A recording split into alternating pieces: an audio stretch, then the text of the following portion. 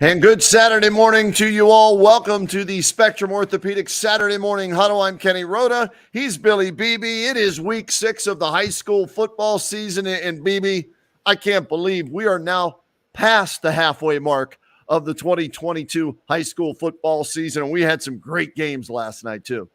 No doubt. Another exciting one. I think a lot of finishes we didn't expect, Kenny. And I think that's always a little more fun and definitely makes a better show for us. Absolutely. Our game of the week, the Pro Football Hall of Fame game of the week on WHBC and Mix 94.1. We had a Federal League matchup between McKinley and Hoover, and we were all expecting a close battle. McKinley has struggled this year. They were 1-4 coming into the game. On the flip side, Hoover off to a good start, 4-1. Last year, of course, Hoover won the Federal League outright, 6-0. They didn't lose a game. They shut out McKinley last year, and McKinley this year turned the tables and dominated at the line of scrimmage. That's where the game was won with Hoover and McKinley a year ago, and that's where it was won last night in our game as McKinley dominated the line of scrimmage, allowing Nino Hall 17 carries, 150 yards, and 4 touchdown runs. And he was a man possessed last night, and I talked with head coach Antonio Hall after the game. I said, okay, did you mention last year's score, or did you, just leave that out of the conversation all week? And he said, well, we might have talked about it a couple of times. So there was some extra motivation for the McKinley Bulldogs last night, and they get the win. And Antonio's going to join us coming up here in about 15 minutes. So we'll get into more detail of that game with him. What about your game? And then we'll get to the other big game in the Federal League as well, as Dan DeGeorge is going to join us from Lake. Yeah, so Massillon coming off their big win against Eds last week, Kenny. They welcome in Austintown Fitch. Fitch 5-0 coming in. They've got a good pass game, and they were really testing Massillon with the deep ball last night. Went into halftime with a one-score game, 21-13. Fitch had scored in 45 seconds to make it a one-score game going into the half. So, they kept Massillon on their toes. However, Fitch, the offense kind of stalled out in the third quarter. Massillon scored once, and Fitch never found a first down. Then just a little bit of back and forth. The key is, Massillon goes up the 2 scores. You kind of think that's it. You kind of think they're done for the day. And Fitch keeps scoring, keeps making them play, hits the deep ball, hits the big play. But for the Tigers, every time they got scored on, they settled down and they put the ball back in the hands of Wiltrell Hartson. 40 times he ran the ball last night, Kenny. 274 yards, 4 touchdowns. And on the flip side, Dorian Pringle, the power back, also had 4 touchdowns of his own. So certainly a big night for those guys. Or he had 3. I'm sorry. He had 3. So Yep. A big night for Dorian Pringle. I wondered if Massillon was going to pass or run the ball more. That was my big question. They really seemed like they had used the pass to beat St. Ed's. But they stuck with the run. They scored on their first drive. They scored on their last drive. So Massillon, a nice night last night, and they really leaned on the senior. That place was packed. It was rocking. Fitch traveled very well, kind of the Youngstown area, so they came out and supported. And again, it's always great when you get in those games, and you might know it might be over, but you see a team battle to the very end, go at it till the end, score till the end, keep them on their toes. Makes for a better broadcast, and it lets you know kind of that's the spirit of a team. And, high school football in general, nobody's going to give up. Yeah, great games there last night for us on the streaming side and on the radio side. And another great game in the Federal League last night. Let's bring in the outstanding head coach in his 10th season with the Lake Blue Streaks. They're off to a 6-0 start, and they're undefeated in league play as well. Dan DeGeorge joining us right now here on the Saturday Morning Huddle. Coach, thanks for making time for us this morning. Congratulations on another big win last night. Oh, all right, we'll get him unmuted, Billy, and then we'll be good to go because I want to find out about this back and forth game last night because it was tied 7-7 in the third quarter between Lake and Jackson, and Lake was able to pull away and get the 21-7 victory last night. And like I said, they remain undefeated, and I know this is something that Coach DeGeorge probably loves as a former running back, that they were able to run the ball last night and control the game. And, Coach, it's tied 7-7 right in the third quarter. You're in a dogfight. You're on the road, 7,000 people at Fife Stadium, and you were able to put your offense out there, the offensive line, hand the ball off, and be able to, control the game from there on out, right? All right, we're still having some problems with you, Coach, audio-wise. We'll try and get him unmuted either on our end or his end, maybe, Billy, and get that taken care of. But while we're trying to get that figured out, let me give you some of the numbers from that game last night. Lake beats Jackson 21-7. Will Butler, 3 touchdown runs, 7 yards, 8 yards, and 7 yards. He rushes it 14 times for 118 yards total and 3 scores. As a team, Lake ran for 252 yards in that win over Jackson. And it wasn't just the offense and the running game that helped Lake get the victory and improve on the season to 6-0 overall, 2-0 in the Federal League. Their defense. And that's one of the things hopefully we'll get to ask Coach about coming up here when he rejoins us. Their defense has been outstanding this season. And some of the key players on defense for them last night, sophomore linebacker Charlie Christopher had a huge game, 15 tackles yesterday in that game.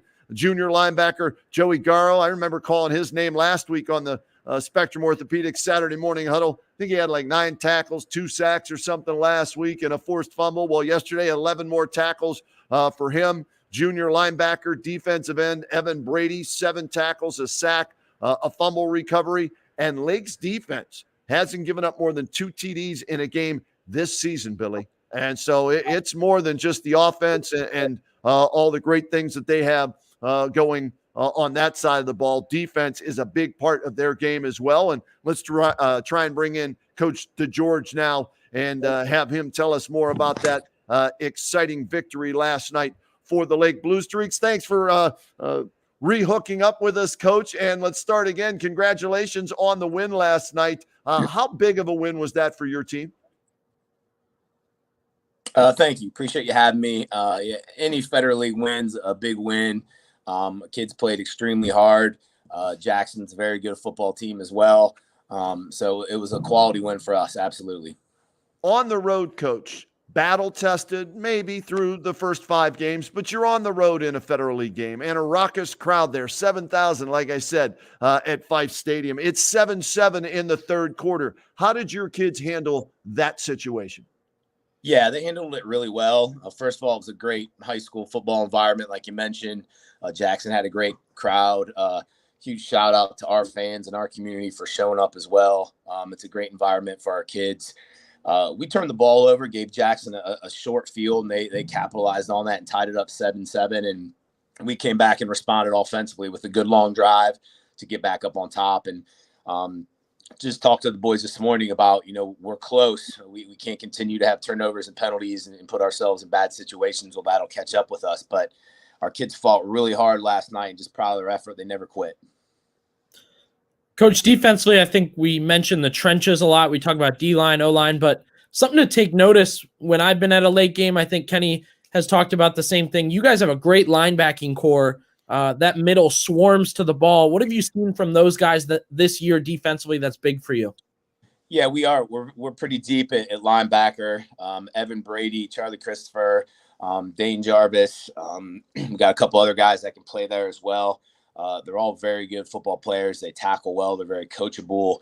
And they're running free a lot because of our defensive line and what they're doing. They're holding up blocks so our linebackers can make plays. That's the premise of our defense. And Coach Viscount, my defense coordinator, does an excellent job, along with my linebacker coach, J.R. Supis, our defensive line coach, Joe Anderson. So we're playing really solid football right now. Everyone's buying in.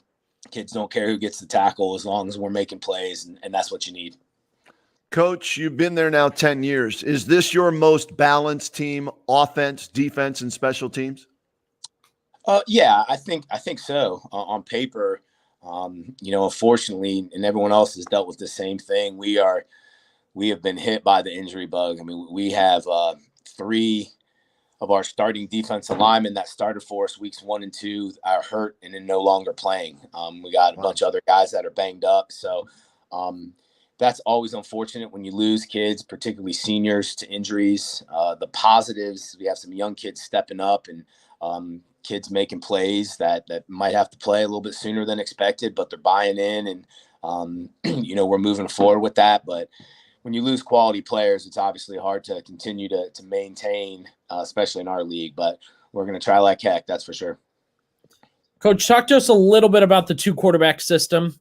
You're leaning on two guys that do very different things, and yet it's working for you guys. You're changing drives, you're changing different positions and situations, but it's working for you. Yeah, it is. And again, it wasn't our plan in the middle of summer to do this, but as I mentioned a handful of times, both kids are deserving to play. Both kids are starting quarterbacks in the high school football, without a doubt. They both have their things they do really well. Will's able to run the ball. He's got a heck of an arm. He's also playing tons of defense for us. And we really value what he's doing defensively. When Carol Jarvis comes in for us, he's more of our RPO read guy. He understands things well. He's battling a little bit of an injury and was probably about 70% last night, but fighting through it. And they both have bought into it. I think that's the most important thing. We had one drive where Carol took us all the way down the field, made some nice throws. We get inside the 5. We're able to put Will in to help with our running game. And they're both excited for each other. So glad it's working like it is so far. How has Will been able to fit in, I guess is the better term, not fill in, but fit in with your team coming over from Mogadore in a short period of time? Because from everybody that I've talked to, it sounds like he's been there 3 years and you guys are just rolling whenever he comes into the game, whatever side of the ball it is. Yeah, he's fit in extremely well. I mean, he's one of our better leaders on our team. Does a great job in the locker room, in the hallways, in the classrooms, so all those things you want outside of the football area. And he's just a football player too, man. He's intense. It gets along very, very well with not just the seniors and upperclassmen, but is a great leader and a great mentor for a lot of our underclassmen as well. So when you get a kid like that, that's also a really, really good high school football player. It's a very nice situation. Coach, people see your record, they see 6-0, and I think they think things are all happy at Lake. I mean, are there still things, of course, you want to work on as there's still a lot of season left? Oh, absolutely. We have a long way to go. As I mentioned, the injury thing, we were, we lost Darius Owens, who was our starting 5 technique last night in the second quarter, and we were already pretty thin. And at halftime, we were playing chess, just trying to figure out who we can play and who we can get ready. We have a long way to go. We finally established the run pretty consistently last night. I was really happy with that, but that has to be something that we're very, very consistent with, and we do every Friday night. So always room for improvement. Looking forward to practicing this week and hopefully doing that. And, congratulations. You're 6-0 and 2-0 in the Fed, and now it's McKinley at home, right, coming up this week. And they just put up 51 and 42 points in back-to-back weeks. So I know it's early, Coach, but what can you tell me about that matchup? We got our hands full. Yeah, I mean, I started watching them last night and been at it this morning for a couple hours already, and they are a absolutely very good football team, man. They're running the ball well, tailback special. Quarterback can run and throw, and then defensively they just fly around. They have a lot of speed. So, it's going to be our toughest game to date. Now, I keep telling our kids that every week, and I'm not lying to them. It is. Jackson was our toughest opponent to date, and now we're going to turn around and have to do it again versus McKinley. So, it's going to be a very, very tough battle for us. We throw our record out the window. It's nice that we're 6-0, but we got to do everything in our power to go 1-0 this week. Coach, you mentioned talent being a big thing for you guys this year, of course, but what have you noticed that's different from years past that's really stuck out to you? Yeah, I think our senior class just leadership. Your senior class, we have a good one. A lot of the Hey, Coach, we're going to let you go. You're breaking up a little bit here, but thanks for getting up on a Saturday. Well, you were already up watching film, so you were already up. But thanks for joining us here on the Saturday morning huddle, and we'll talk to you again probably during the week before that game against McKinley. And best of luck the rest of the way. We appreciate it. Dan DeGeorge, outstanding head coach for the Lake Blue Streaks in his 10th season. And you talk about a guy that's doing as good a job as any coach in Stark County. It's Dan.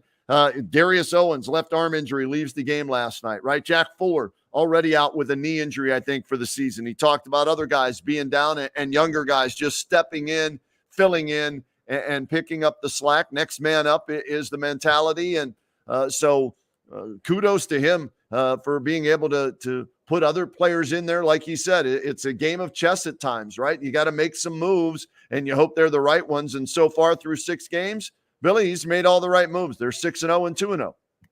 Yeah, and they get in a situation last night, Kenny, like he said, they're on the road. They turn the ball over. Jackson scores with it. You wonder, okay, are they going to kind of get back? Is this the moment where Lake's having a tough time? No. Like you said, they adapt. They make moves to kind of change that. I'm fascinated with that team because they're doing things and have, kind of great things that other teams may not be utilizing. The 2-quarterback system, I've talked about it a lot. It's fascinating to me. It's interesting to me. And then how many teams, Kenny, do we talk about the trenches, the up front, the D-line? They've got a linebacking core, I think a lot of teams would kill for, like Coach DeGeorge says, 5-6 guys that can swarm the ball fast or blitz the quarterback. Lake is different. I know that's a term that goes around, but they're doing things different, and it's got them at 6-0. Yeah, I'm just sending out some text messages to some of our guests to try and get them locked up, Billy. So I'm listening loud and clear, and I hear what you say, man. Your game. One of the things Nate Moore has done at Massillon and why they've been so good since he's taken over after his first year, the offensive and defensive lines. That's where Massillon's, we see all the skill position kids, right? Aiden Longwell setting passing records there. Ardell Banks and Wiltrell Hartson this year catching and running the football. But those guys up front, the D-line, the O-line, that's where Massillon really dominates football games. And we're seeing that now in talking with Antonio Hall, who we're hoping to get on the show here shortly after the game. He said, hey, we're getting it. We understand now about the trenches. And he was a former, lineman on a state championship team. So he knows what that means at McKinley, in high school football, in college football, wherever it is. You win the trenches, good chance you win the game, right? I mean, that's just the way it is. And a lot of these teams don't have a ton of depth unless you're a D1 school, right? So that when you get to D2, D3, and further on down, you lose a lineman or two like that. It's tough to overcome that, but that's why I'm impressed with what Dan DeGeorge has done so far with Lake. Yeah, I agree. I think both teams last night that I watched had that issue, Kenny. On the up front, they struggled to get pressure and they struggled to block a little bit at times. So it created long passes and it created poor offense. So we know a lot of teams locally are valuing that. Yeah, absolutely. All right, we're going to try and get hooked up here with Antonio Hall, the outstanding second-year coach with the McKinley Bulldogs, and get his thoughts on their big win last night over Hoover. A convincing win. 42-9 was the final score of that one, and it was our WHBC Pro Football Hall of Fame game of the week. And Coach, thanks for making time for us here on the Saturday Morning Huddle. How are you today? Coach, can you hear us okay? There we go. We're good. We appreciate you getting up with us, and just take us through your game last night. You dominated from the get-go. Well, you were down 3-0. You let them score a field goal, and then you dominated from that point forward. How were you able to do that in a big Federal League game against Hoover? Well, we preach that special teams always sets the tone. And whether it's kickoff or kickoff return, we always preach that, you have the ability to put the game in however you want it. And last night, our kick return team, first time they got on the field, made an explosive play. And I think guys just started feeding off of each other after that. Coach, you guys had a big night from your running back. What have you seen over the past couple of weeks that, he's done the same thing in week 1 that he's done here in week 6? Yeah, he just continues to grow and develop. He has tremendous vision to be such a young guy, great balance, very patient, and he has a really good offensive line to run behind. And he values that. He appreciates the big guys up front. He loves them up. He goes and celebrates with them. So it's starting to become a really good marriage for us. We're talking about Nino Hill. I got that right, Coach. It only took me 6 weeks to get that right, as opposed to the former kick returner for the Browns. And last night, 17 carries, $150, 8.8 yards a carry, 4 touchdowns. And Billy's playing some of the video highlights from last night's game. That 1 touchdown run where he carried about 3, 4, 5 guys, and then he faked out 2 or 3 others. That's one of the best runs we've seen in years in high school football. And here it is right now. What did you think as you're watching that one?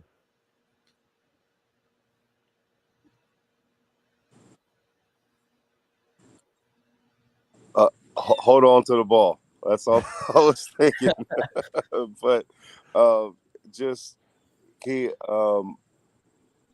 makes magic happen on the second level, and that's one thing that he brings that a lot of other backs can't, is that he sees that extra cut coming, or he's able to shake off that second and third defender when a lot of backs don't. So if we can get him to the second level or the third level, he's going to create a lot on his own. And you mentioned the offensive line play, something near and dear to your heart from your playing days and everything like that. And I told you after the game, I said, Coach, from the first time we saw you against Dublin Kaufman to what we saw last night, dominate Hoover 42-9, that offensive line and the defensive line, for that matter as well, have grown by leaps and bounds. What's changed there with both lines that have you now with back-to-back wins?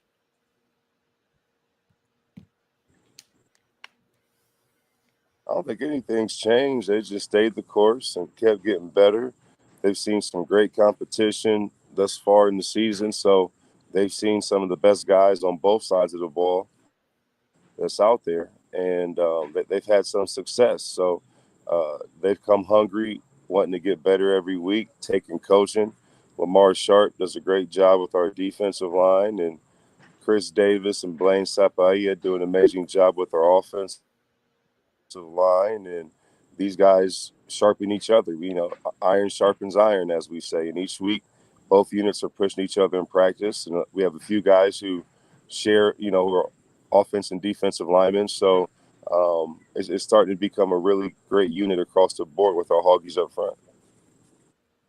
Coach, what have you seen from Keaton Rohde this year? He's taken over that QB1 position, gotten a chance to be there full time. Obviously, you're doing a lot through Nino Hill, but what have you seen from Keaton passing the ball? And he has that ability to run too.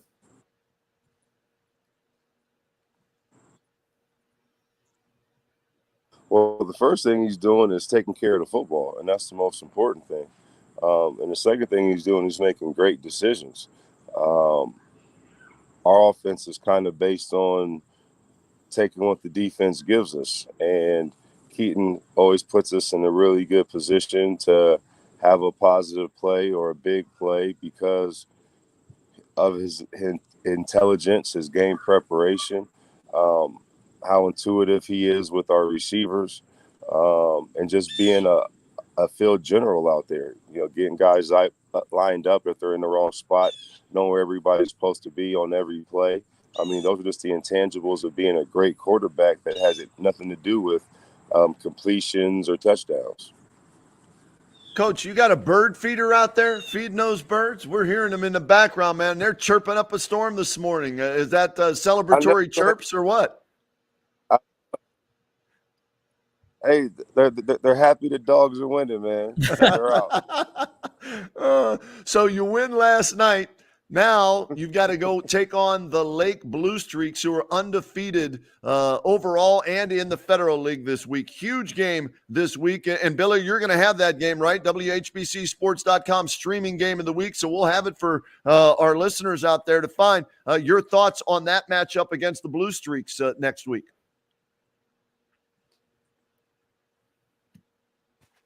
They're a tough team, man.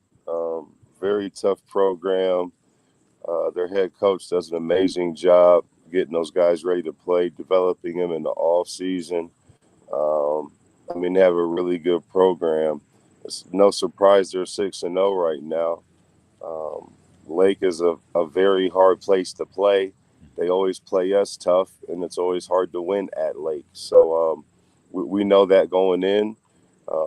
We know that they have a great running game. Running back and quarterback can hurt you on the ground, and they have a really sound physical defense. So it's going to be a good old-fashioned Federal League shootout. Yeah, no doubt. And hey, we got to give some love. It would be terrible if we didn't, to DeLynn Shelton, who took your 3-0 deficit and turned that into a 7-3 lead, and you guys cruised from there. Looked like they were trying to kick away from some of your guys. He takes the ball and rambles 85 yards for the touchdown, and that really got the crowd into it and your sideline into it as well. How key was that last night, besides what Nino Hill did? I mean, that was huge. That was the ignition to the fire that we had last night. And then guys were making plays and feeding off each other after that. And so special teams, we always challenge them to take our game to the next level every week. And last night, kickoff did an amazing job. When we did have to punt, we did a great job. Last night, we were perfect on point afters, which hasn't happened in a while. So I think our special teams overall played a huge role in us winning last night.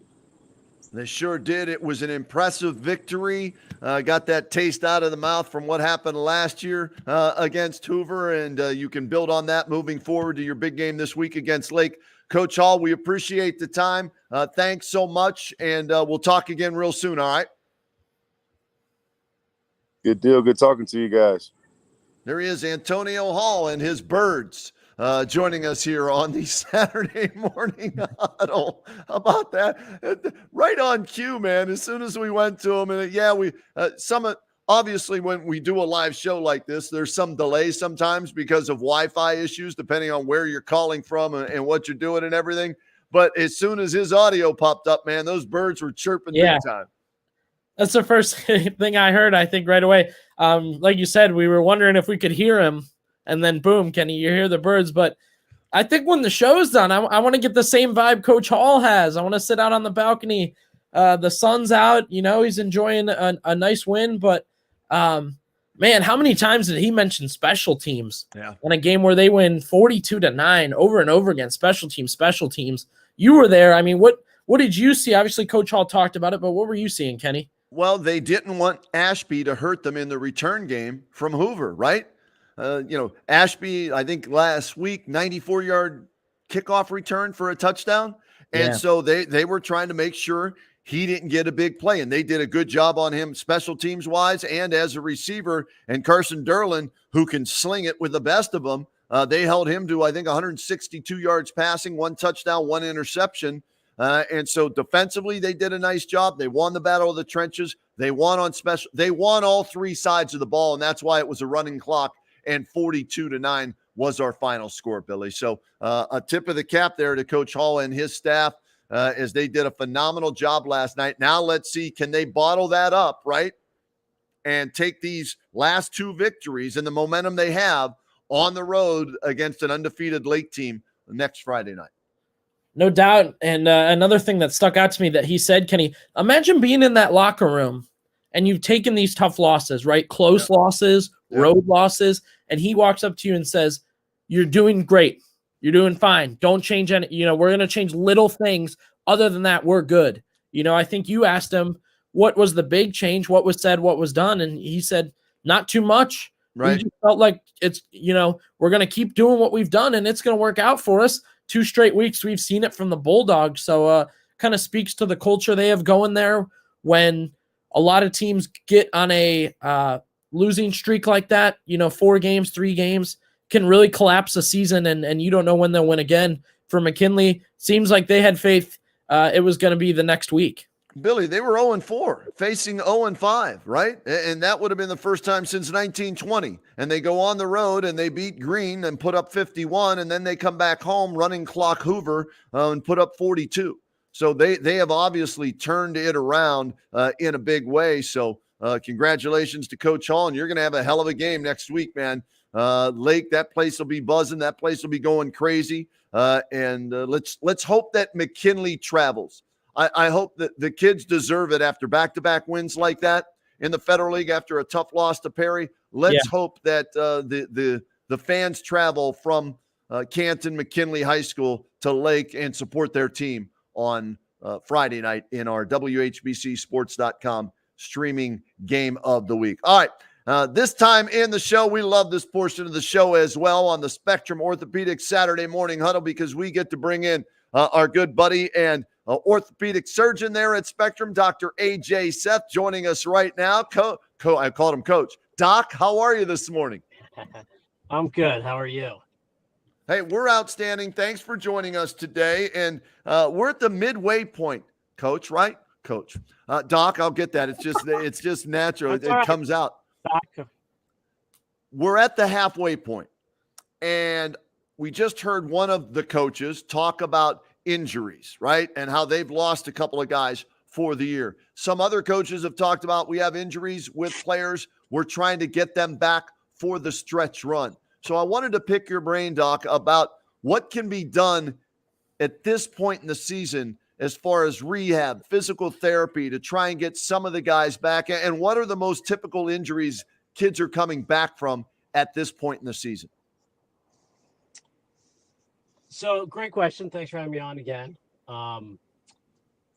So we're mid-season, and there's two major injuries you see.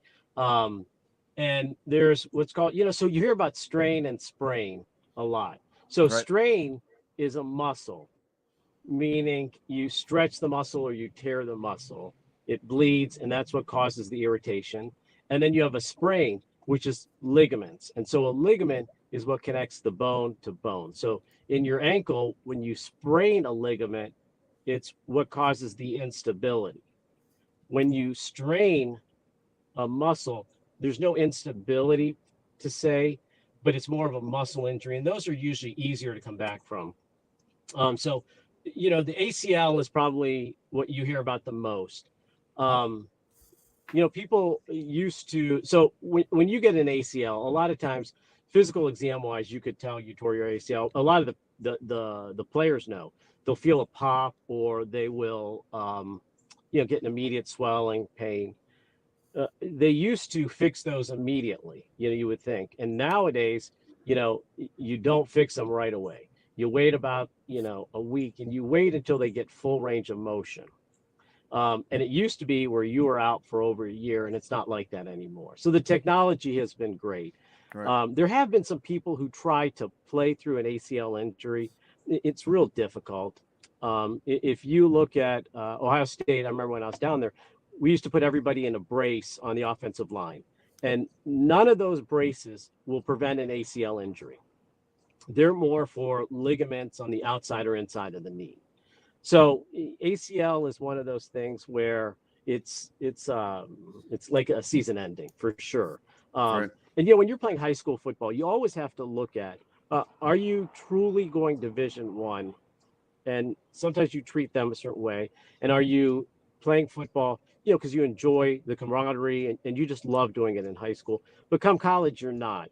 And so as an orthopedic surgeon, we have to look at that, because if you try to play on something unstable like that, that's where you could get meniscal problems, which is the cushion between the bones, or that's when you start to have the two bones bang into each other. You get cartilage damage.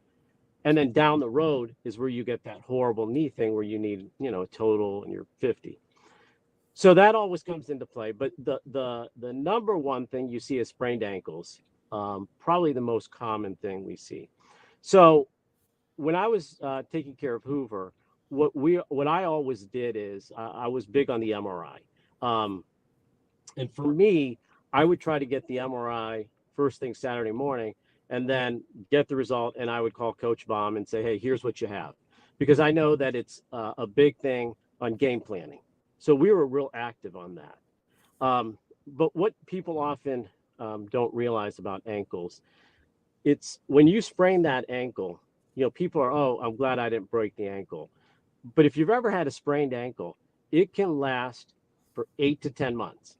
I know a buddy of mine sprained his ankle about 6 months, it was still bothering him, and he was calling me a quack because I said it's too much. I was like, okay, I'm sorry, I do this for a living. And then about 8 months, it starts to feel better. But people don't, they think, oh, that's great. So here's what happens with an ankle sprain. Your ligaments get stretched or slightly pull it off the bone. And very rarely do you have to do surgery. But a lot of times people don't get those treated, and they tape it and they keep trying to go. And the problem is, even if you tape it, you'll still never get the same stability that your ligaments give you. So when you tear a ligament, even if it's partial, the ligament will be torn and it retracts. Okay. So when it heals, it's not really connected or as tight as what it used to be. That's where the instability comes, because now you have a ligament hasn't healed all the way down and you get instability. That's why it takes so long to heal. Not only for the ligament to heal, but you have such instability that they get overworked. So even though it's a sprained ankle or something, I was always big on getting the MRI, not only to play, but just so you can rehab them. So, the days of putting them in a cast for 6 weeks and that kind of stuff is pretty much gone. And all the research is showing, you do better with active motion. And so, for an ankle sprain, you put them, say, in a boot or a little air cast or something immobilized, maybe for 7-10 days. You don't want to go for 2 weeks without motion, because then your ligaments are really going to tighten in that spot. And then you come back and you really haven't gotten that stability back. So I'm a big proponent of getting you into therapy right away. So everybody's like, well, how's therapy going to help? How's it going to get it to heal? Well, first of all, you're going to get that ankle swelling out. I mean, people have sent me pictures, friends of mine, and they, you may have seen it. It looks like a balloon on the outside of the ankle. And everybody thinks, oh, I broke my ankle. Most of the time it's not. You get all that bleeding. So what you want to do is try to get rid of that swelling and the bleeding so that you can get new blood flow coming in. What's the best way to do that? So I think we talked about this before. A common mistake is people just try to put ice on an injury.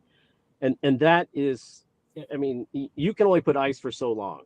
So there's 2 ways to do it nowadays. With the technology, these ice units, like we talked about, are phenomenal, because you can put it on and it lasts for hours. Okay. And you only have to have it 55 degrees. So if you don't have it, I tell patients, you fill a bag with water and then you add crushed ice into it. So it's not ice, it's crushed ice. That brings the temperature down to about 50 degrees or so, and that's all you need. Okay. So you're laying around. I always say toes above the nose. You put that in there, you put the ice on there. You can use a compression wrap and kind of immobilize it. Within 7-10 days, I'm getting you into therapy. So there's 2 reasons. One, get the swelling down, stretching your calf, but the second thing that is overlooked is what's called proprioceptors. So proprioception is the nerve endings that go to these, your ankle area. Okay. That is what gives you the stability. So when you land, there has to be something that tells your brain, how do we fire certain things so that we are stabilizing the ankle? So what we do is, the best way is you get people into therapy to get that proprioception. And that's really good, even long-term for them, because what you're doing is you're developing that ankle stability. So yeah, you heal, but if your ankles are having still stretched ligaments, you're going to go back and playing with an unstable ankle. And that's why it lasts for most of the year. Right. So if you get into therapy, get the swelling down, all therapists nowadays work on that balance, 1 foot on a balance, like a little balance board. If you stand with 1 foot, close your eyes. If you start to wobble, that's where your core isn't stable, your ankle isn't stable. You should be able to stand on 1 foot and not be shifting. That's when you start to know that you have that stability of the ankle. So for any coach, when you're running backs, whoever gets that ankle sprain, that's where you go. You start getting the swelling and therapy. people though often hear of a high ankle sprain.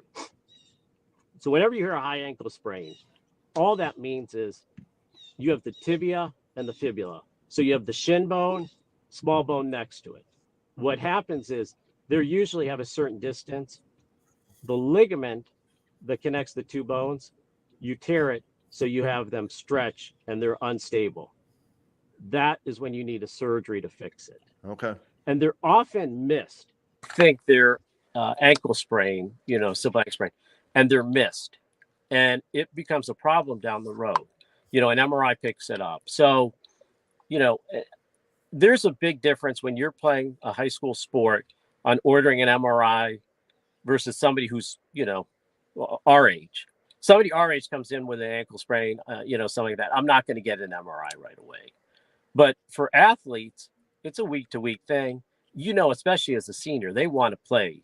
And so that's why I try to get that MRI sooner, because it's just going to tell me how soon can they get back to play. Doc, with the weather changing, this is the first week it wasn't 80, high 70s, 80s. Are there injuries you see when we go immediately to the 50s and 40s, even something little? Yeah. So the problem there is, it's a great question, that your muscles, the reason we warm up is you're trying to get blood flow to the muscles. And the only way you do that is keeping them warm. Okay. So I'll give you an example.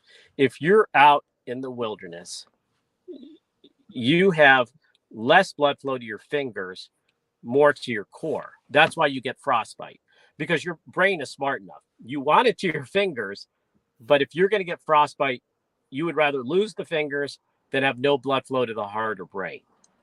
So when it's cold out, that is a big key to keep the muscles loose. And there was a study done where high school football players, they warm up and then they go to the locker room before a game and at halftime. And then your muscles are going to lose that blood flow that you've been going. And there was a study that they did on what are you supposed to do at halftime. You do film, you talk, but there are specific exercises that you get out 6 minutes before kickoff to do. So the big injuries that I see in when it gets cold is that's where you get the muscle strains. That's where you can get the ankle sprains, because you're not having the muscles trying to stabilize your ankles or trying to stabilize a joint. So, you always see these kids who come out, or even professors who don't have sleeves, they're out there with no sleeves and it's 10 days.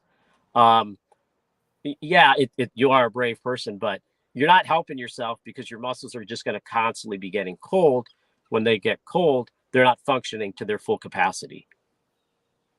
Doc, last thing, and we'll let you go. We appreciate the time. Dr. A.J. Seth, sounding like a coach on a lot of these things, talking game plans and all of that as well, joining us on the Saturday morning huddle. Coach, you mentioned strains being the muscle.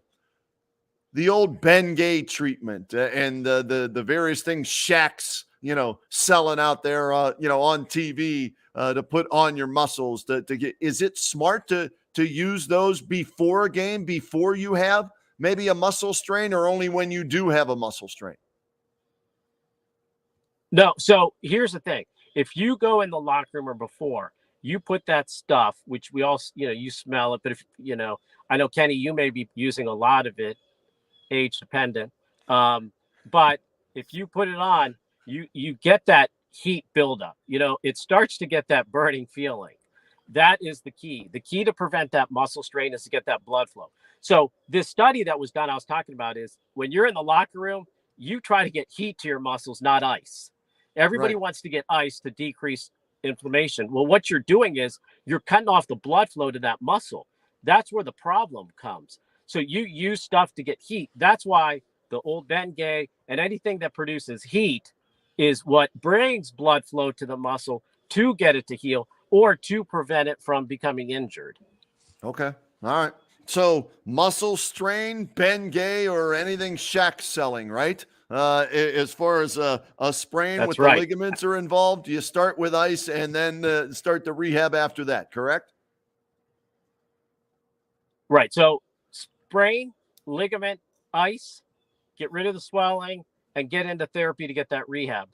The strain of the muscles, to prevent it, you just got to keep that heat going. And that's why, if I was a coach, I'm really big on keeping those muscles warm. I'm not a big thing of, these kids don't need to be sitting in the locker room for 15 minutes. I mean, they're kids. They can play out there, because in practice, there's no way during practice in the middle of the summer in heat where you're like, okay, we've been out here for 40 minutes. Let's go take a 15-minute break. It doesn't happen. Right. You give them about 2 to 3 minute break. So, I don't care. You've been playing for an hour. Sure, take 2 to 3 minutes, go look at film and stuff. But then you come back and keep going, because the body is able to do that. But I think too many times we let them go to the locker room, and then we just, like I said, you come out and you're flat. Well, the reason you're flat is because all your muscles have lost that blood flow. Great stuff as always, Dr. AJ Seth. We appreciate the time. We'll do it again next Saturday, and you can enlighten us to keep us in better shape and heal more quickly next week as well. All right, Doc? Hey, real quick, absolutely. I saw Garcia's coming next. Yes. I just want you to know, Garcia met me at the 50-yard line about 4 years ago. And I said, hey, you ever think you're coming back to Glen Oak? Absolutely not. So there may be another guy with this. I said, it's so strange. There's another guy with Scott Garcia, the same name. So, yeah, he said he would never come back. But it's great to see him bringing that program back. So, Coach, I'm glad you're coming on. I'll take a listen to you. We'll pass that along to him when he joins us. Doc, thanks so much for making time for us. Have a great weekend, all right? Great. Thanks a lot. Dr. AJ Seth, Spectrum Orthopedics, orthopedic surgeon, and great insight, man. Billy, I learned something each week from Doc, okay? Strain, muscle, heat, sprain, ligament, ice, physical therapy. Simple, short and sweet and to the point right there, right? Did you learn something today? No doubt. I learned Kenny Rhoda needs Ben Gay every day. Is that right? Well, Scotty Garcia will attest to that. The older you get, the more Ben Gay and more healing stuff you need to try and feel good getting out of bed each and every day. And we want to bring in now who Dr. Seth was talking about right there, the athletic director, the head football coach, jack of all trades, and a great guy from Glen Oak High School, and his team, a big win last night. The Golden Eagles 31-24 over Green. Scotty Garcia joins us right now on the Saturday Morning Huddle. Coach, how are you this morning? You know what, Billy? Take him off, and we'll get him hooked up audio-wise and get it squared away. And I'll tell everybody what his team did last night while we get him locked in. 28 carries, 215 yards, 3 touchdowns for Avante Burt. 26-yard touchdown run, 80-yard touchdown run, 12-yard touchdown run.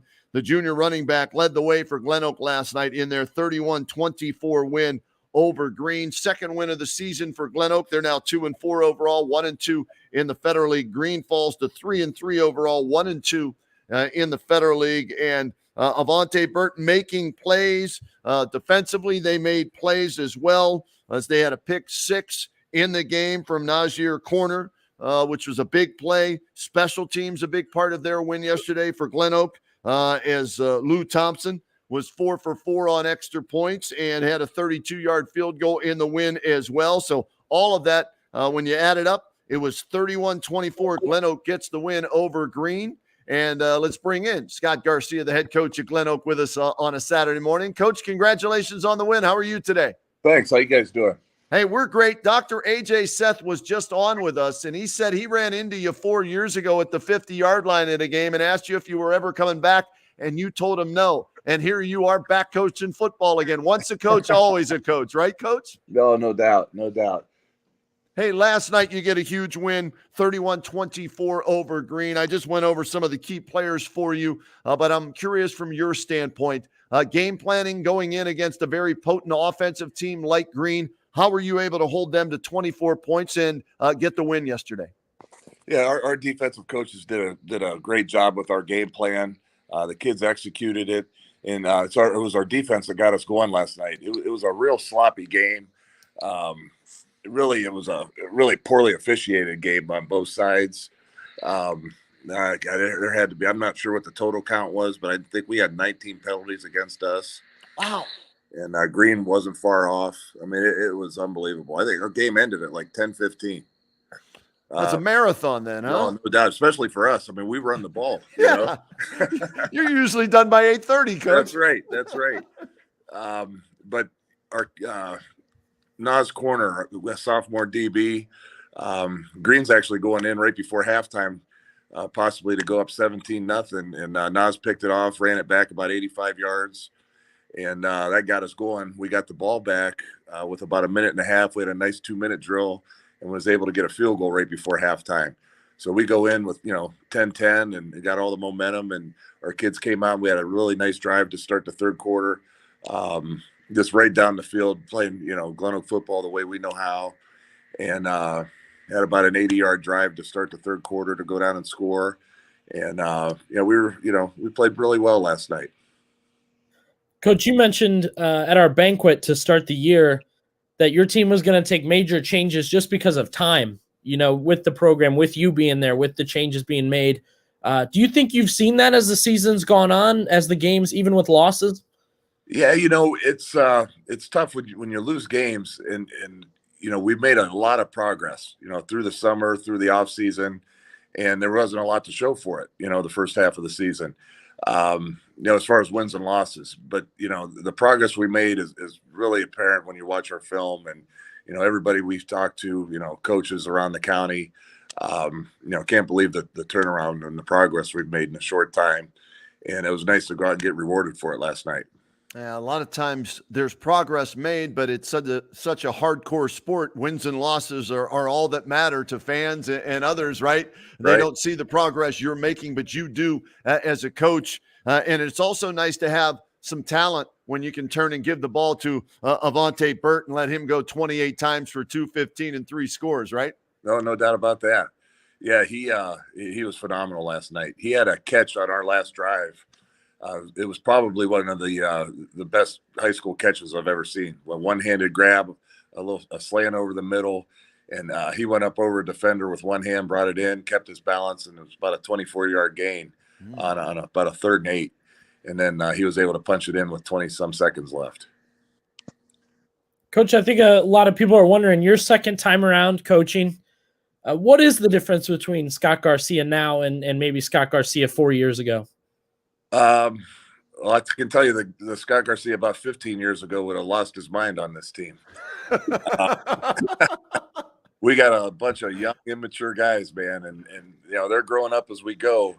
But I think maybe a little bit more patient. I don't know I guess my coaches and the kids probably wouldn't tell you that, but I think I'm a little bit more patient than I was.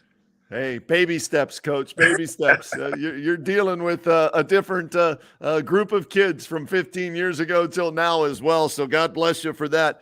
Tell me about Cole Anderson, your quarterback. You don't throw it a ton, but he was a part of that win last night. You mentioned the big catch there by Burt. So how is he handling the offense for you? Yeah, he really managed it really well.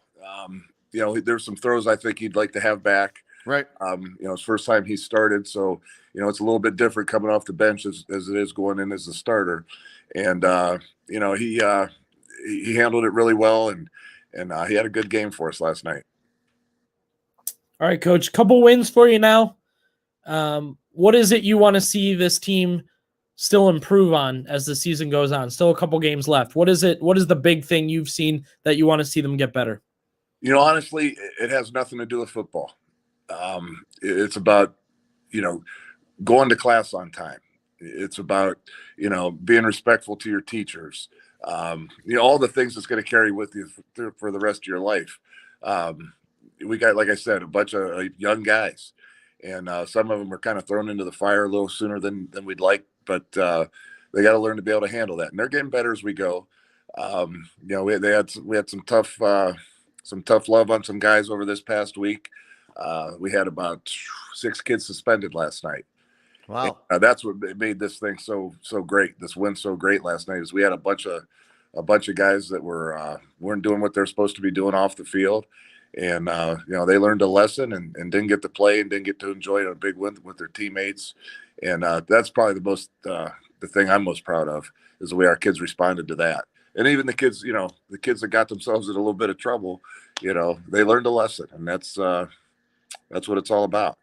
Yeah, growing pains, learning lessons, getting better as the season progresses, Coach. And 2-4 now on the year, a couple of wins under your belt, a big Federal League win. And your guy Rick Worstel predicted it last night. He had faith in you, Coach. He thought right? he thought you guys were going to get the victory last night. So you're making some people notice Glen Oak football again. No, there's no doubt. Yeah, when you play us, I mean, our kids.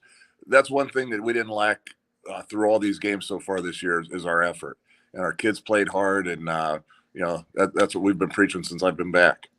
That's fantastic. Coach, congratulations on the win. Good luck the rest of the way, and we'll talk again soon down the road here, all right? All right, sounds great.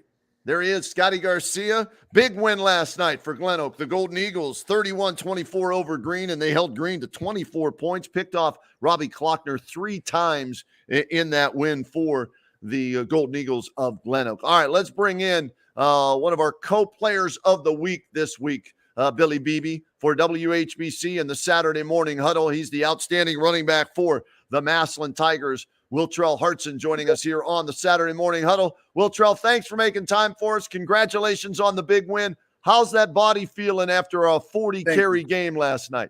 A little sore, but not too bad. Did you know going in, Wiltrell, that you were going to be a focal point of the offense last night, or was that something that developed during the game? Yeah, yes, I already knew. You already knew. So how do you prepare for that mentally, knowing that, hey, we're going to give you the ball as many times as we can? So take me through what that was like mentally and then physically as it's happening during the game. Mentally, just making sure you know your keys and make sure you do your right job. And physically, I just got to run the ball hard and just watch my line and find my guards.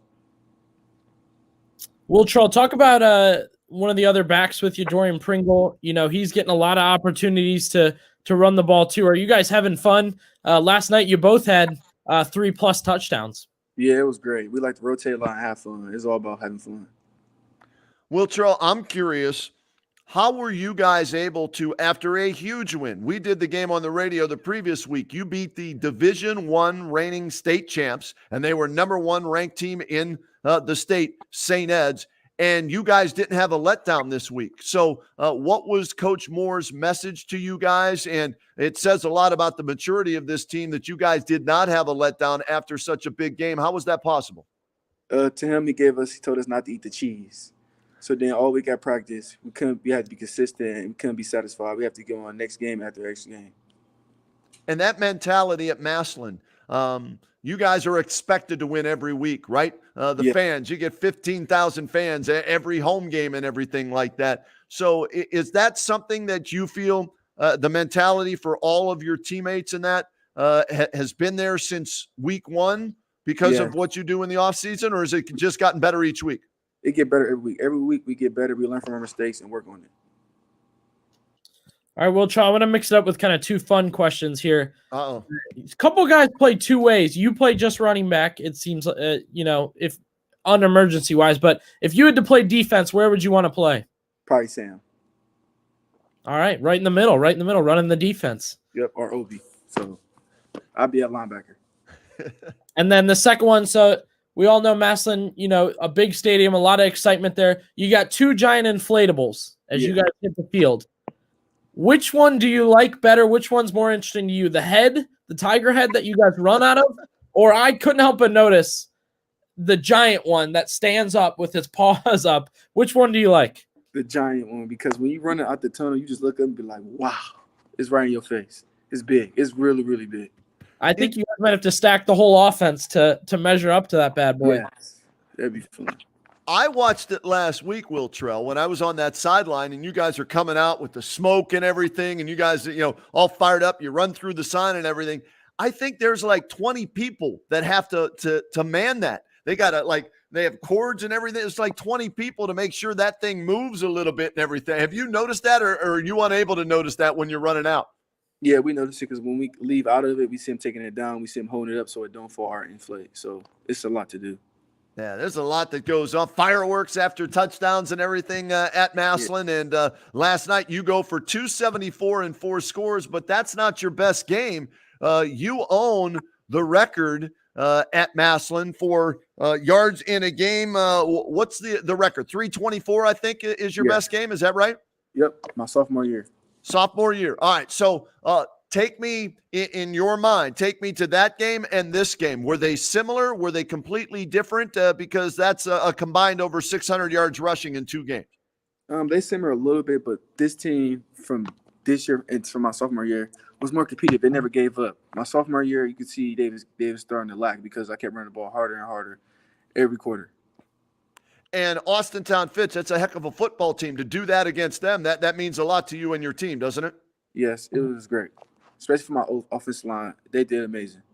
I was going to say, I mentioned earlier in our show here that one of the staples of a Nate Moore team is winning in the trenches, and the offensive line has been dominant since he's been there. So give some love to the big guys up front that help you, right?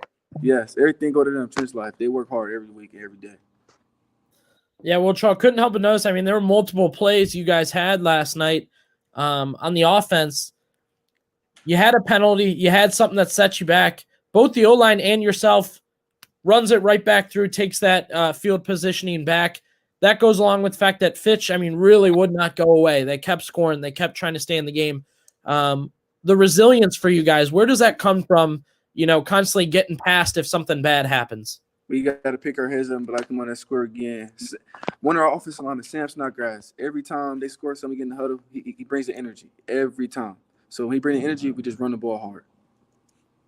The other thing I've noticed about you guys, Will Trell, that's very impressive this year, you're one of the feature guys on offense. So on any given night, you can go for 250, 300 yards, okay? And you did that yesterday.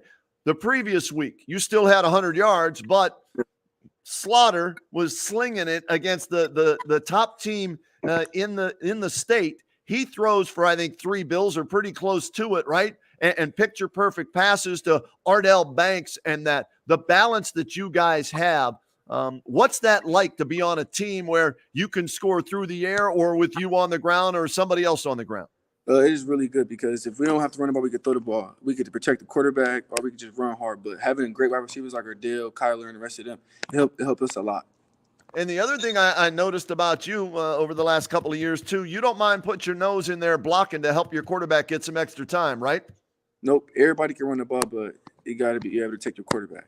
Yeah, got to give him that time to sling it. And Jalen Slaughter having an outstanding year. Last night, the pass wasn't as necessary. So you guys ran the ball, and my goodness, did you run it? I was looking at some numbers. 406 yards rushing as a team last night. What's the goal every game as a team? Do you guys have a yardage amount that you guys want to rush for every game? Well, after last week, our goal is to go over 200 yards running the ball every game. Billy, anything else for our co-player of the week? No, great stuff from you, Will Trell, last night, and very exciting to see where the Tigers are headed. What do you guys kind of talk about as you look forward to the final, I believe, 3 games left for you? Just keep winning and focus on the team every week. Team first. Take it back. Yeah, team first is the motto there at Massillon, even though a lot of times it looks like some individuals are getting the love. Like he said, the O-line, he doesn't do it without his O-line. The defense, other guys in their captain roles and motivating roles and all that. Massillon off to an outstanding start here after losing the opener to Moeller. They've run off 5 straight, and in back-to-back weeks, Billy Beebe, Massillon has handed their opponent their first loss of the season, and both were ranked teams in the state. Will Trell Hartson, congratulations on the big win, the big game, continued success, and we'll talk to you down the road, all right? Yep, thank you. You got it. How about that? Co-player of the week, Will Trell Hartson from Mass, 274, and that's not his best game. 324 is his best game. Wow. Yeah. At 40 carries, I know that is just ridiculous, and they leaned on him, Kenny. They needed him. Yep. Control the clock. I want to say he's the speed back and Pringle's the power back, but man, he took some hits last night and powered through. I think he has that power back ability also. He was breaking big runs, and the runs, I don't know how they get past.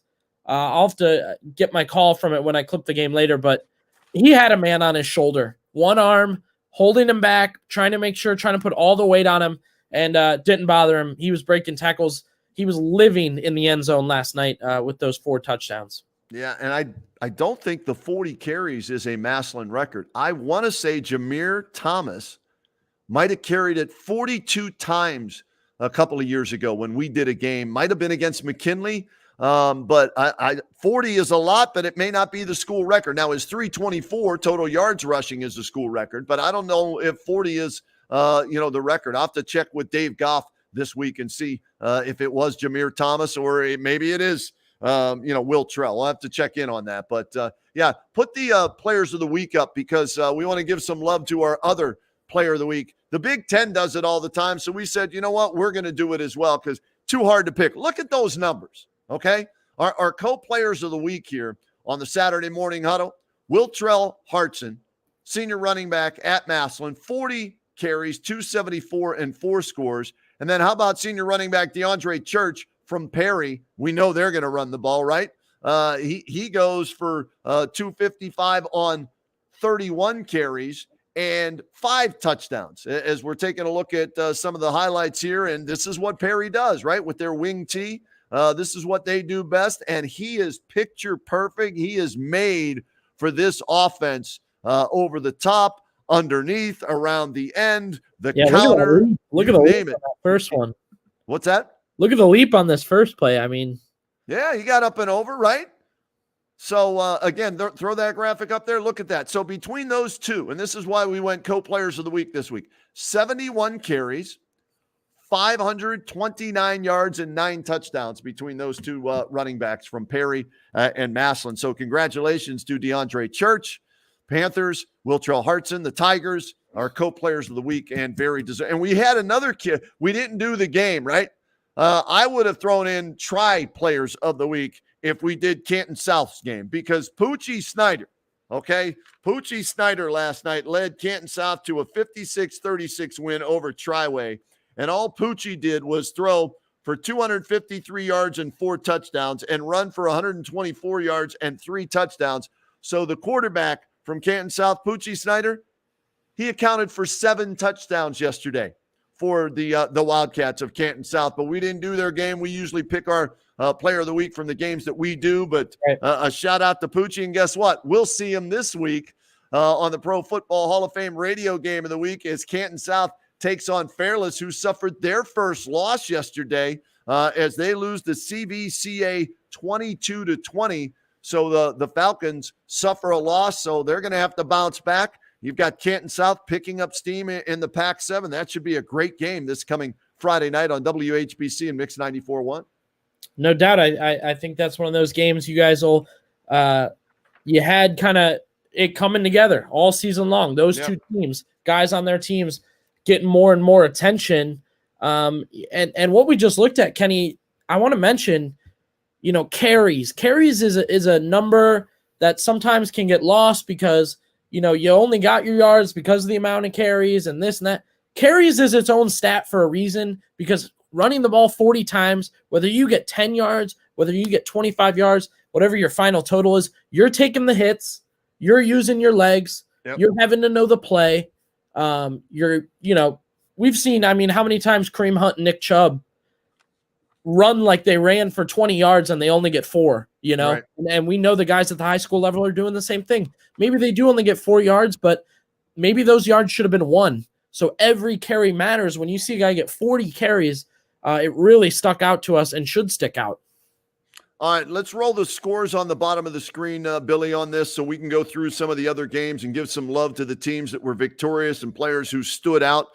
We've gone over the McKinley win over Hoover, 42-9. Lake, a big win over Jackson. By the way, in a losing effort, some love to Jason Davide from Jackson, 24 carries, $110, and their only touchdown in a losing effort there. Robbie Klockner in a losing effort for Green, 3 TD passes, 236 yards passing. We go here to Alliance. They beat Salem yesterday. The Aviators flying high. Billy, 41-30. Brendan Zerbrug, 14 of 17, 211 yards, 3 touchdowns. Caden Davis, $122 on the ground, 2 touchdowns. Kavon Davis, 2 touchdown receptions. Raheem Hawkins, a touchdown reception. That's the team. They started 0-1 like Massillon. They've won 5 in a row, the Aviators. How about that? Yeah, Salem, their biggest opponent, I think, so far at 4-1. That was a big matchup for them. Real quick, Kenny, I want to say this. Our football historian, George Bazika, he texted me the Maslin record. Mm-hmm. Most carries in 1925. Go ahead. 44 carries for Elwood Kamer, Kammer, versus Erie, PA Academy.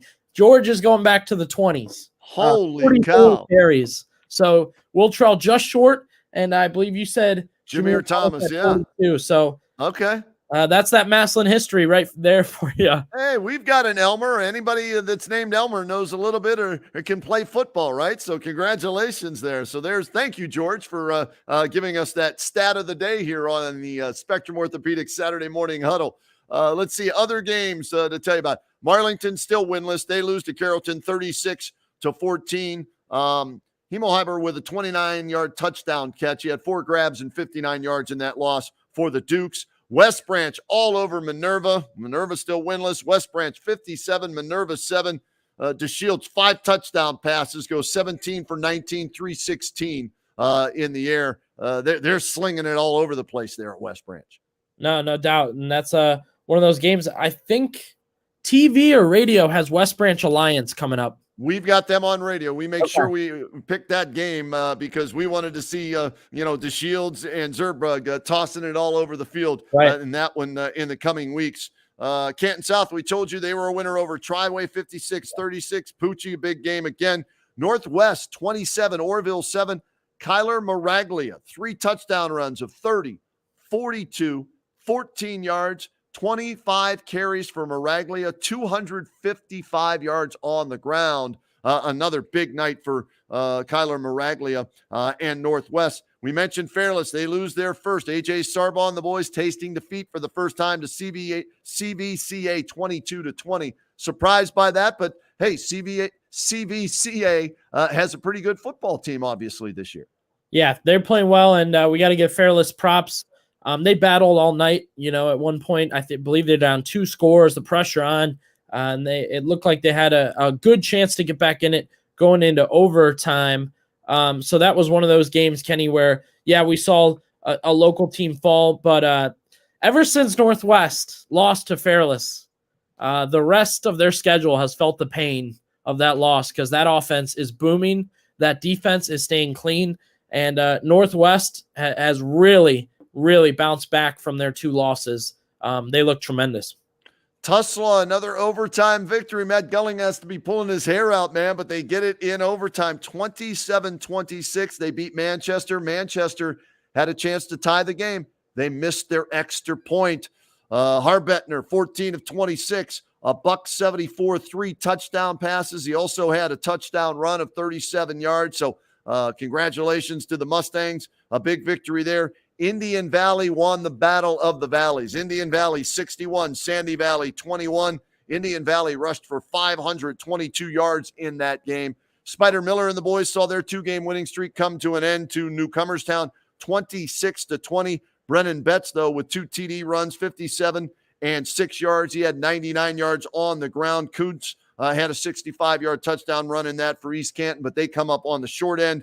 Ritztown 56, St. Thomas 8, and Melbourne shut out Strasburg 42-0. Jared Witherow, the 20 of 25, 350 yards, 4 touchdowns throwing the ball for Melbourne. And Central Catholic, we didn't give you a score on them because they're playing this afternoon. Saturday afternoon game against Lutheran East today. Lutheran East will host them. Central 2-3 on the year. A lot of good games. Again, a couple games we didn't really expect to go the way we initially thought, Kenny. I mean, who'd have had Glen Oak over Green? Rick Worstell did. Right, there you go. Stelly was on that. He's on the golden. I think JT might have picked that one too. JT and Stelly are on the bandwagon with Coach Garcia. I was listening to the stadium show yesterday. Stelly, I didn't think that would be the nickname coming out of it, but I like it. So you guys have a great pregame show there every Friday night, getting you set for that. And, our game's coming up next week. Yeah. I kind of shadow the same thing. We don't know what we're going to see. I think we've got the great matchups happening in Stark County. Your guys' first time going to Fairless this year. Yep. How are they going to respond to that loss? I mean, what have you seen from AJ Sarbrall in the past? I believe they had just one regular season loss last year. Well, this is a team that is battle tested, right? And they're not going to be feeling good coming off the loss, and they're going to face a very potent team in the Wildcat. That's why we picked this game. We knew it was going to be a hell of a game. Colucci and Pucci. How about that? Colucci and Pucci going at each other at quarterback. Canton South at Fairless, our Pro Football Hall of Fame game of the week, Friday night, 7 o'clock. As Billy mentioned, Rick Worstell and I will get you ready with the Old Care Stadium show starting at 5 o'clock as we'll go through a recap of all the previous week's games and preview all the games coming up that night. So join us at 5 o'clock Friday night on WHBC, and then we simulblast the Pro Football Hall of Fame game of the week on Mix 94.1 and WHBC, 7 o'clock at Fairless next week against Canton South. You're going to have a hell of a game, too, on the WHBCSports.com streaming game of the week, Billy. McKinley at Lake. That's going to be a doozy, man. Yeah, I cannot wait. McKinley, just like Northwest, they took their losses, and everybody else gets to feel the pain of it. That offense is booming, and then the defense came alive last night in an equal way. They played very well. Lake, I will say, it's going to be loud. Their press box is wide open, so that crowd is right below me when I broadcast. It makes it way more fun. I got to get a little louder. The crowd's right there, and like you said, McKinley always travels well. The fans travel well, so well, no, they haven't, and that's why I called them out earlier. They need to travel better, okay? They need to get behind their kids and get out there and support this team that's won 2 games in a row, 2 Federal League games in a row. So hopefully they will travel because it's going to be a heck of a game, and McKinley's looking to go 3-0 and snap that 6-game winning streak of Lake and Dan DeGeorge and Coach DeGeorge and the Blue Streaks. Hey, man. The good thing about being 6-0, you got a chance to go 7-0, right? And they're doing things this year that in the past they'd start 3-0, 4-0, and then they'd hit a snag, right? And they'd end up 5-5 or 6-4. Well, they already have 6 wins against no losses, and that's why next week's going to be a heck of a game in the Federal League for that one. So I hope the Bulldog fans do travel well. Yeah, you hope so. That's a big game, and our last undefeated team in Stark County. I don't know if we could have predicted week 6 there would still be one. Right. I think I would have picked Fairless probably, but I'm not sure if I thought week 6 there'd still be anybody undefeated. So it's been fun to watch Fairless this year. Props to them to get into 5-0 and Lake, you talk it through with Coach DeGeorge. Yeah, you're 6-0, that's what he says. Yeah, well, but we're working on this. We have to do this. We're making sure we have this and this for what is certainly a great matchup on the WHBCSports.com stream game of the week, McKinley at Lake Friday night. Yeah, and our Alt Care TV game of the week with Frank and Coach Sheets and Derek Philo and Bob Jeffrey.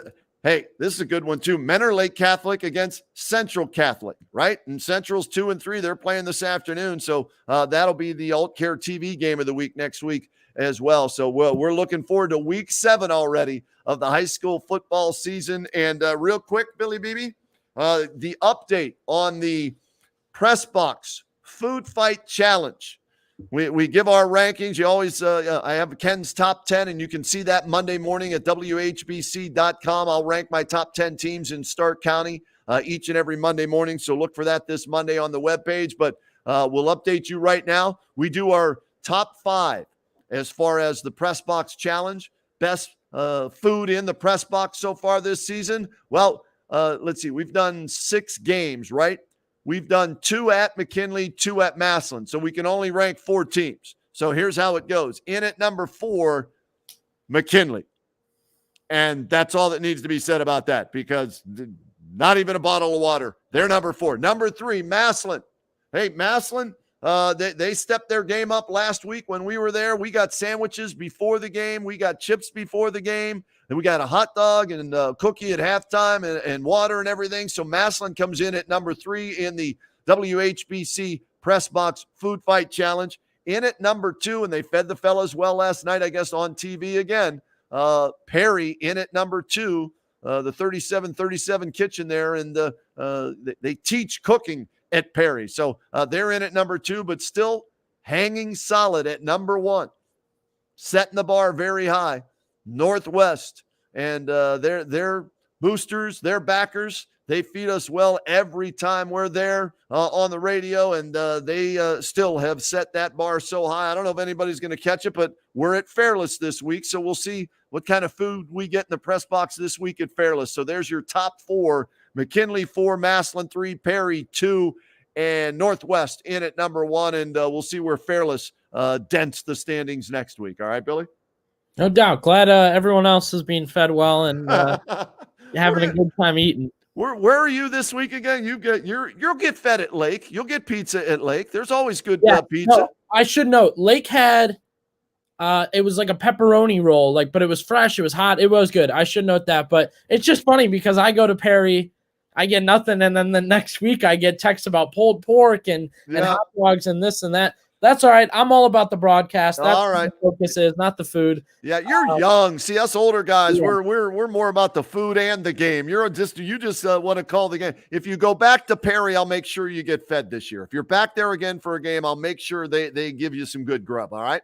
Well, Coach Slates has been on here twice. I think we're getting more comfortable. So next time he's on, I'm saying something. Nothing else, he'll get you a gyro, right, with tzatziki sauce, right? Coach Slates and everything. So there you go. All right, Billy, it's been fun, man. Week 6 is in the books, and we'll do this all over again next Saturday at 10 a.m. It's called the Saturday Morning Huddle, brought to you by Spectrum Orthopedics.